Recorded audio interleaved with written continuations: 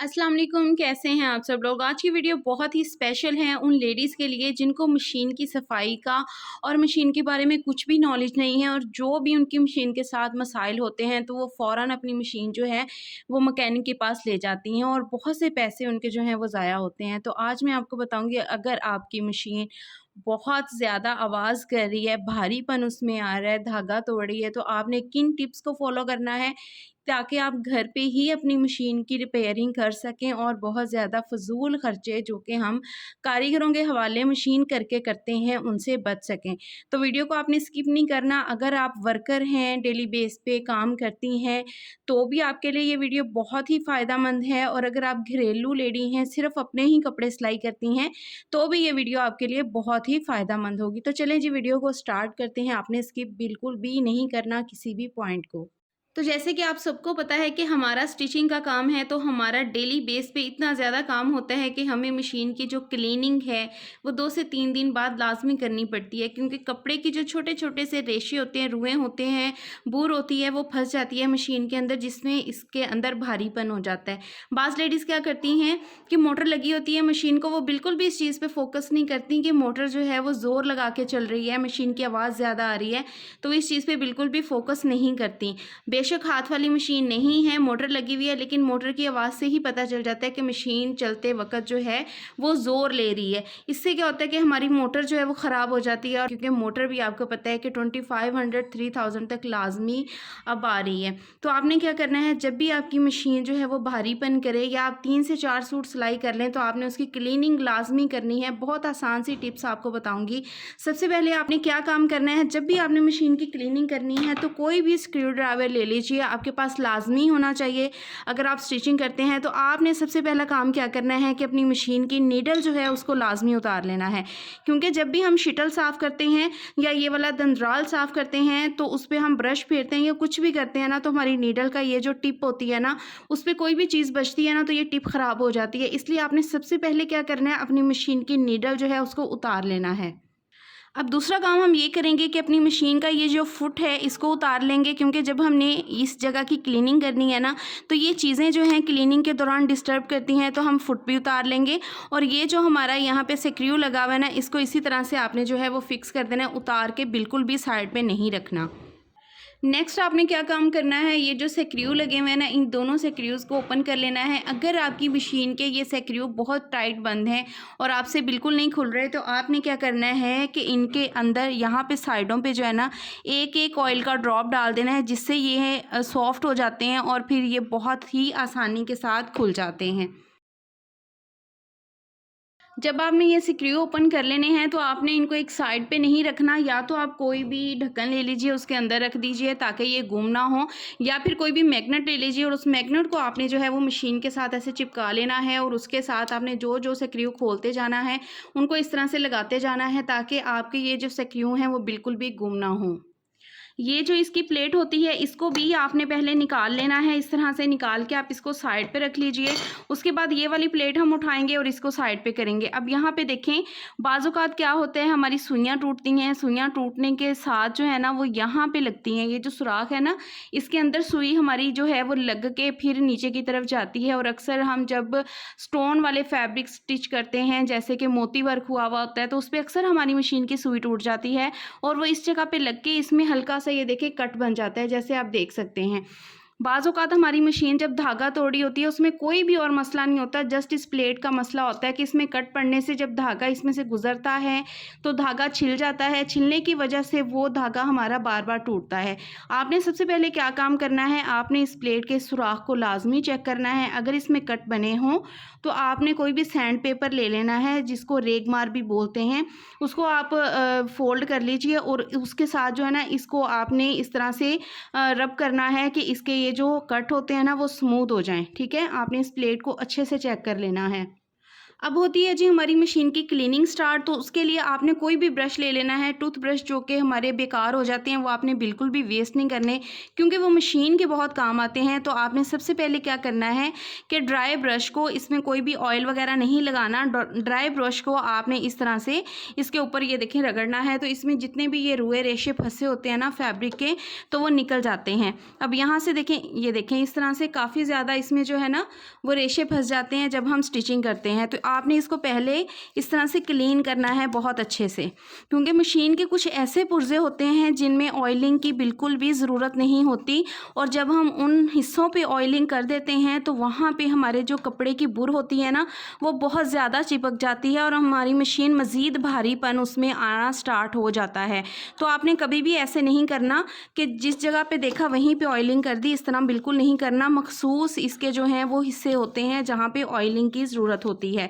तो इसको आपने जो है वो ड्राई ब्रश के साथ ही इस तरह से क्लीन करना है। यहाँ पे आपने ऑयलिंग हरगिज़ भी नहीं करनी, क्योंकि अगर इस पर आप ऑयल लगा देंगे तो जैसे ही आपने मशीन चलानी है तो ऑयल की वजह से जो भी आपके फैब्रिक के ज़र्रे रेशे होंगे वो यहाँ पे चिपकना स्टार्ट हो जाएंगे। तो इसको आपने इस हिस्से को ड्राई ब्रश के साथ ही अच्छे से क्लीन कर देना है। अब हमारा जो अगला स्टेप है, हमने अपना ये शटल जो है इसको खोल के साफ़ करना होता है।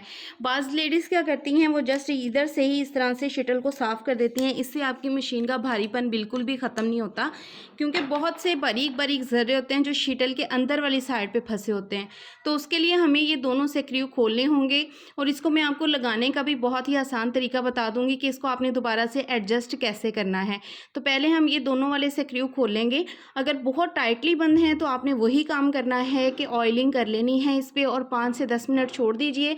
उसके बाद आप इसको खोलेंगे तो बहुत ही इजीली ये ओपन हो जाएगा। अब ये स्क्रू हमारे ओपन हो चुके हैं। अब हमने इस तरह से शटल को बाहर निकाल लेना है। बाहर निकालने के बाद अब आप यहाँ पे फोकस कीजिए इस जगह पे। ये देखें, यहाँ मैं आपको फिंगर की हेल्प से जो है ये निकाल के दिखाती हूँ। ये देखें यहाँ पे कपड़े के रुए फंसे हुए हैं। अगर हम बाहर से ही ब्रश के साथ क्लीन करेंगे तो ये रुए बिल्कुल भी नहीं निकलेंगे। इसको जो है डीप क्लीनिंग करनी पड़ती है शटल की।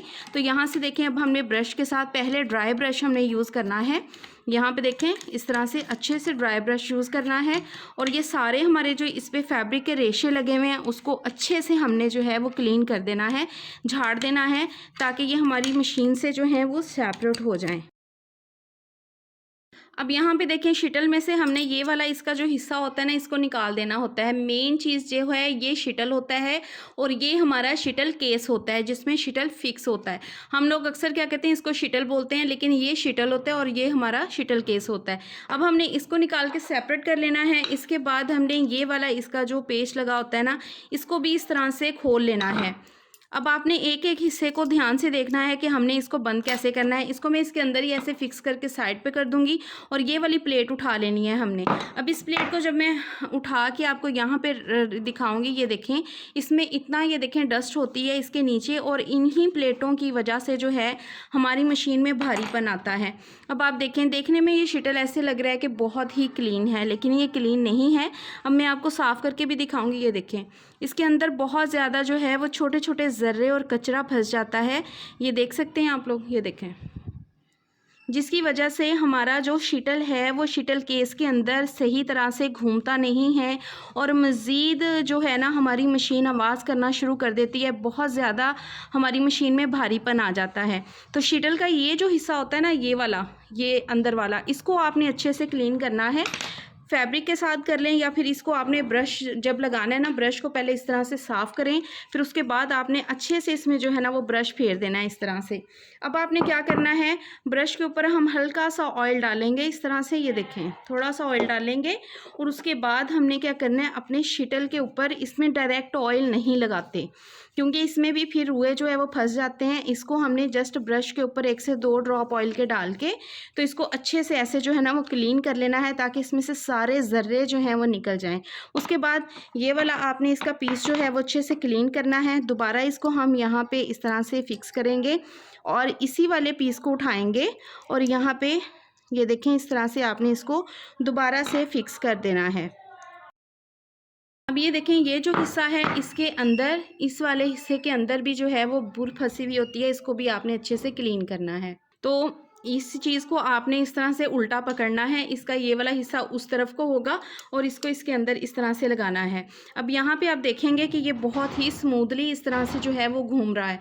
अगर इसमें छोटे-छोटे से ज़र्रे फँस जाते हैं ना, तो ये बिल्कुल भी स्मूथली नहीं घूमता और उन्हीं फैब्रिक की बुर की वजह से जो है इसमें भारीपन आता है और हमारी मशीन जो है वो बहुत ज़्यादा आवाज़ करने लगती है। अब यहाँ पे देखिए, मैं बताऊँगी आपको आपने ऑयलिंग किस किस जगह पे करनी है। अब इस तरह से आपने मशीन का व्हील घुमा के देखना है। तो ये देखिए, जो हिस्से हमारे यहाँ पे घूम रहे हैं, ये जो पुर्जे होते हैं जितने भी, तो इनके अंदर आपने इस तरह से ऑयलिंग करनी है। ये जो इनके राड हैं, यहाँ पे ऑयलिंग की बिल्कुल भी ज़रूरत नहीं होती, क्योंकि ये तो जस्ट वैसे ही लगे रहते हैं, इन पर ऑयलिंग नहीं करने की ज़रूरत। लेकिन हाँ, जब बरसात का मौसम होता है, जब जंग लगता है, तब आप इन पर हल्का हल्का सा ऑयल लगा दीजिए ताकि आपकी मशीन में जंग ना लगे। अब जितने भी आपने देखना है कि जहाँ जहाँ पे हमारे ये स्क्रू फिक्स हैं, जो जो हमारे ये हिस्से जो हैं मशीन को चलाते वक्त ये देखें मूव कर रहे हैं, यहाँ पे आप देख रहे हैं जो जो भी हिस्से मूव कर रहे होते हैं ना, वहाँ वहाँ पे आपने सब में ऑयलिंग करनी है। अब आपने अच्छे से फोकस करना है। ये जो हिस्सा है मशीन का, इसको आपने घुमा के इस तरफ को ले आना है, ठीक है। ये हिस्सा इस तरह से राइट साइड की तरफ आपका होना चाहिए और ये जो मशीन के अंदर ये शटल है, ये इस तरह से लेफ़्ट साइड पे होना चाहिए। तो यहाँ पे आपने इस तरह शटल को पकड़ना है और यहाँ पे फिंगर की मदद से इसको प्रेस करना है ताकि ये मूव ना करे। और अब आपने क्या करना है, ये देखें, इस तरह से इसको इस तरह से फिट कर देना है। ये देखें, बहुत ही इजीली ये जो है वो फिट हो जाएगा। इसके साथ फिट करने के बाद आपने जो है वो पीछे से इस तरह से व्हील को घुमा के देखना है कि आपकी जो नीडल है वो इसमें टच तो नहीं कर रही। तो अगर आपकी नीडल टच कर रही होगी तो थोड़ा सा आपने इसको इस तरह से घुमा के फिक्स कर लेना है। अगर नीडल टच नहीं कर रही तो आपका जो शटल है वो एज़ इट इज़ सही फिक्स हो जाएगा। अब यहाँ पे आपने इसके जो स्क्रू हैं उनको बंद कर देना है। अब यहाँ पे शटल हमारा फिक्स हो गया है। अब इसको मशीन को हम पलट के सीधा कर लेंगे। आपने अपना ये जो मशीन का केस होता है इसको भी अंदर से अच्छे से क्लीन कर लेना है। अब ये जो हमारे हिस्से हैं इनको भी इसी तरह से एज़ इट इज़ हम फिक्स कर देंगे। जैसे कि हमने इनको ओपन किया था सेम उसी तरह से हमने इनको बंद कर देना है। नीडल जब आपने लगानी है तो नीडल का ये जो प्लेन वाला हिस्सा है इसको आपने इस तरफ को अटैच करना है, इस वाले हिस्से के साथ प्लेन वाला हिस्सा आपका अटैच होना चाहिए और नीडल आपकी बिल्कुल इस जगह पे फिक्स होनी चाहिए। इसके बाद अब हम अपना फुट जो है उसको भी यहाँ पे लगा लेंगे। अब इस हेड का ये जो स्क्रू है ऊपर वाला, इसको आपने खोल लेना है। इसको जब आप लूज़ करेंगे तो इस तरह से ये वाला हिस्सा थोड़ा सा ऊपर उठा के तो इसको आप ये देखें, इसको आप निकाल लीजिए। और यहाँ पे देखें इसके अंदर भी बहुत सारा कचरा डस्ट वगैरह जो है वो फंसी हुई होती है। तो आपने इस तरह से जो है इसको अच्छे से ये देखें क्लीन कर लेना है। यहाँ से क्लीन करने के बाद ये देखिए, ये जो हिस्से हमारे मशीन के ये वाले अंदर घूम रहे होते हैं इनके अंदर हमने ऑयलिंग करनी है। ये देखें, इस हिस्से पे ऑयलिंग करेंगे। इसको आपने ऑयल नहीं लगाना, बस जस्ट एक ड्रॉप आपने इसके अंदर डालना है, क्योंकि जब हम इन हिस्सों पे ऑयलिंग करते हैं तो ये सारा ऑयल जो है यहाँ पे आ जाता है और हमारे जो कपड़े हैं ना उन पे वो ब्लैक सारा लगता है और हमारे कपड़े ख़राब होते हैं। तो आपने क्या करना है, जस्ट एक ड्रॉप इसके अंदर और ये वाले जो इसके अंदर पुर्जे इस तरह से घूम रहे होते हैं ना उनके अंदर बस ऑयलिंग करनी है।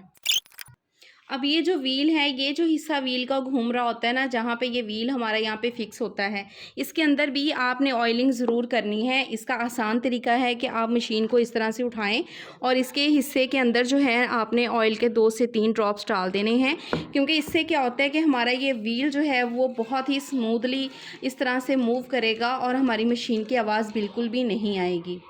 बाकी सिंपली आपने ये जो मशीन के ऊपर यहाँ पे ये हिस्से बने होते हैं इनके अंदर ऑयल के 2-2 3-3 ड्रॉप्स जो हैं वो डाल देने हैं इन हिस्सों के अंदर। ऑयलिंग करने के बाद आपने मशीन को अच्छे से दोबारा से साफ़ कर लेना है कपड़े स्टिच करने से पहले, ताकि आपकी मशीन पे अगर कहीं ऑयल लगा है तो वो साफ़ हो जाए, आपके कपड़े ख़राब ना हो।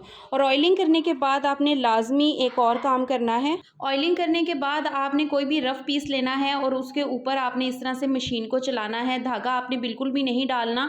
इससे क्या होता है कि जो भी ऑयल होता है एक्स्ट्रा वो फैब्रिक के ऊपर निकल जाता है और जो हमने ऑयलिंग की होती है वो हमारी मशीन के पुर्ज़ों में अच्छे से फिक्स हो जाती है, हमारी मशीन स्मूथ चलने लगती है।